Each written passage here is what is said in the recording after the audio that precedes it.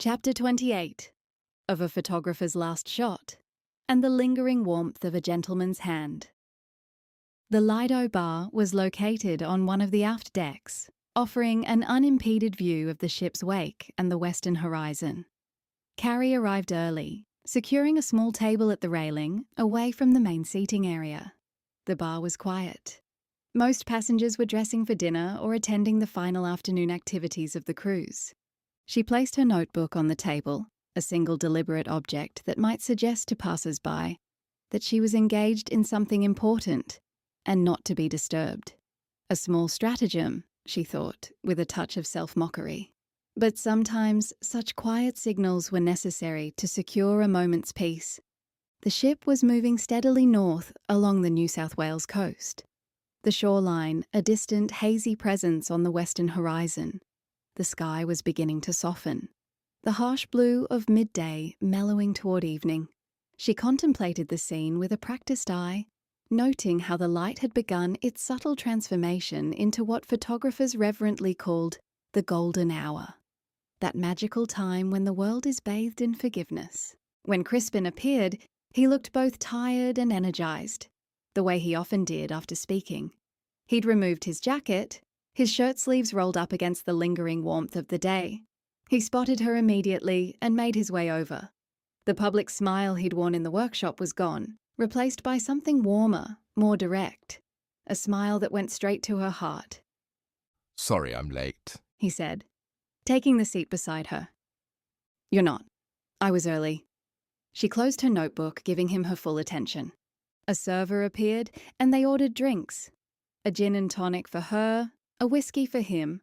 When they were alone again, Crispin reached across the small table and took her hand. A brief, almost furtive touch. "I saw what you wrote," he said quietly. Carrie felt a flush of embarrassment. It wasn't the assignment. "No, it was better. His eyes were soft with understanding. It was honest." The golden hour was beginning in earnest now. That precious time when shadows lengthen and edges soften. The light painted the deck, the distant shoreline, and the fine lines fanning from the corners of Crispin's eyes with equal generosity, turning the world briefly, beautifully unreal. "Your workshop was wonderful," she said. "You're a good teacher." "I enjoy it. He said, looking down briefly. It's rather like giving directions to someone who's lost. You point them toward a destination you've already found for yourself, and there's a certain satisfaction in watching their face when they see it too." "I could tell. Your students were hanging on your every word." He chuckled, a warm, low sound that made her heart ache. "They were very forgiving of my digressions. I always worry I'm boring everyone to tears." Their drinks arrived, and they fell into comfortable silence, watching as the sun began its slow descent toward the horizon.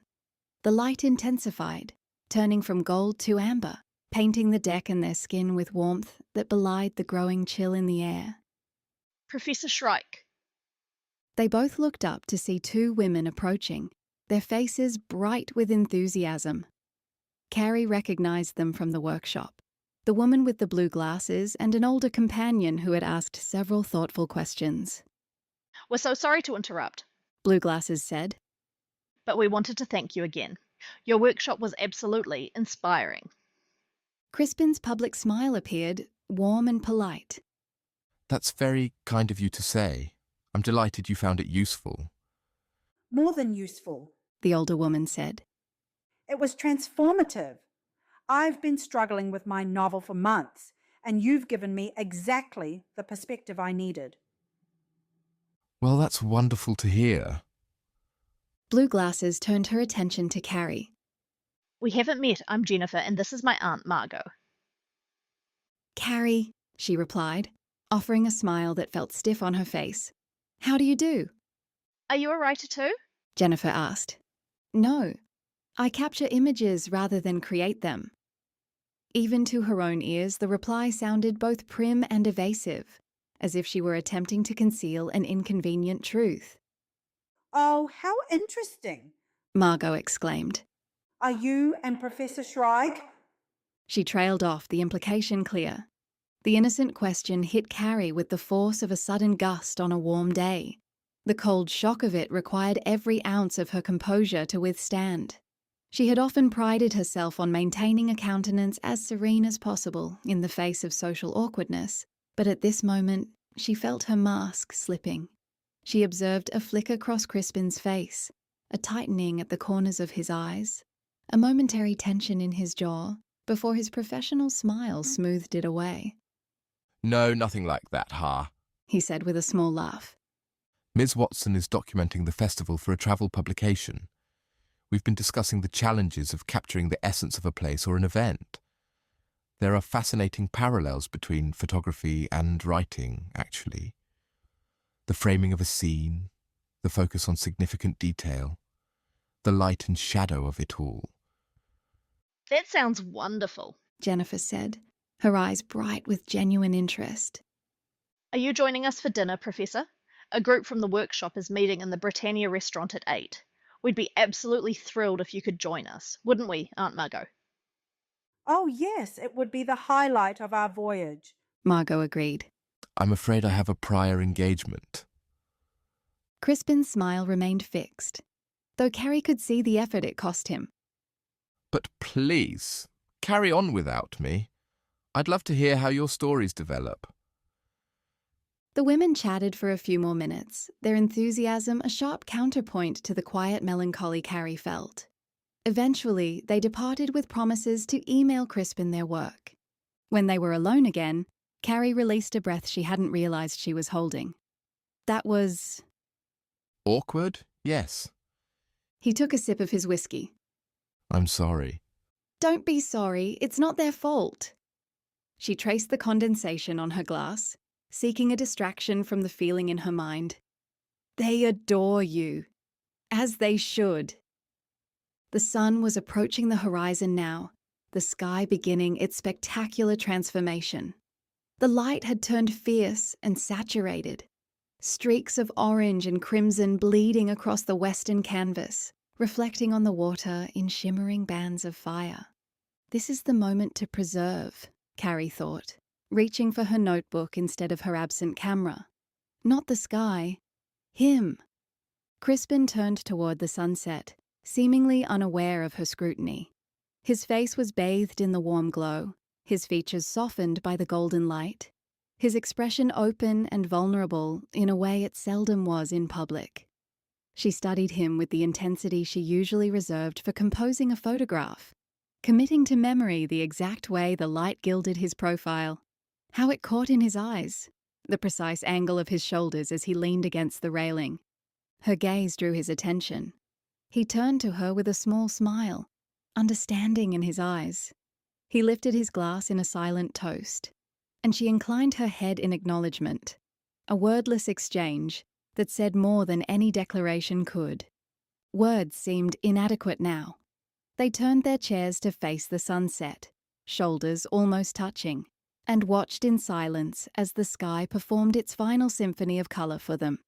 The sun touched the horizon, spreading its dying light in a spectacular display of orange and red, then deepening to crimson and purple as it sank lower.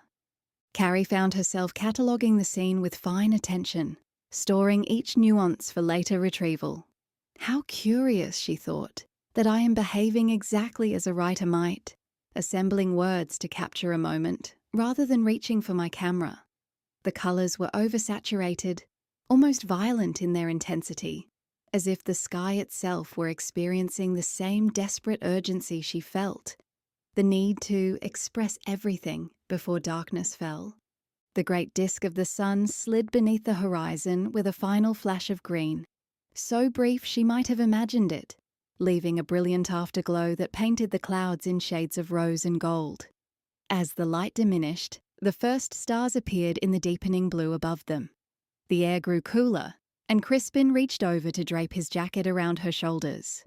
The gesture was so simple, so casual, that its intimacy caught her off guard. She breathed in his scent on the fabric, another memory to preserve.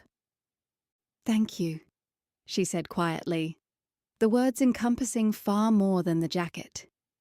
He nodded, understanding as always. We should probably head in soon. It's getting chilly. Not yet, she said. A few more minutes. He reached for her hand then, their fingers intertwining on the table between them. He squeezed once, a wordless acknowledgement of all they'd been and all they could not be. Somewhere in the distance, a ship's horn sounded, and the Queen Elizabeth responded. 2 long, mournful moans that seemed to punctuate the silence between them.